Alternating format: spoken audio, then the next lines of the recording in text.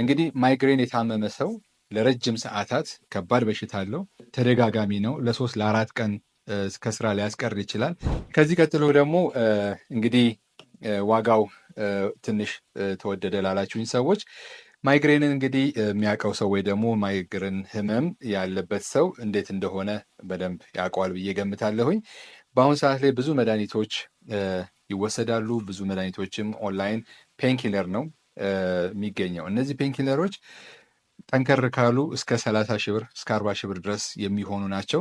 ዝቅ ሲሉ ደግሞ አነስተኛ ዋጋ፣ ነገር ግን ጥሩ የሚባሉት ከፍ ያሉ ዋጋ ያላቸው ናቸው። እነዚህኞቹ ቴምፖራሪ ለሰዓታት የሚሆን እፎይታ ይሰጡና ወዲያው ይጠፋሉ። ሌሎቹ ደግሞ ረዘም ያለ እፎይታ ወይ ደግሞ የህመም ማስታገሻ ይሆናሉ ማለት ነው። ከዛ ጋር ሲነጻጸር እንግዲህ እኛ 6 ሺህ ብር ያደረግነው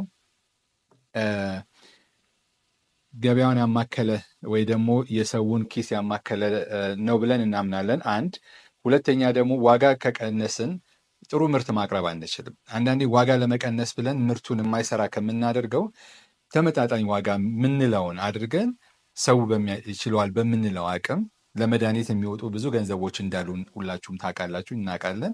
ከነዛ መድኃኒቶች ባነሰ ነው ያቀረብንላችሁ። እንግዲህ ማይግሬን የታመመ ሰው ለረጅም ሰዓታት ከባድ በሽታ አለው።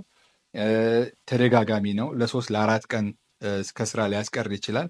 ይህን ሁሉ ነገር እንግዲህ ከግምት ውስጥ አስገብተን ቢያንስ አንዴ ተቀብተን ሲሻለን ወይ ደግሞ ስንድን ለ3 ለ4 ዓመታት ያክል ተመልሶ አይመጣም።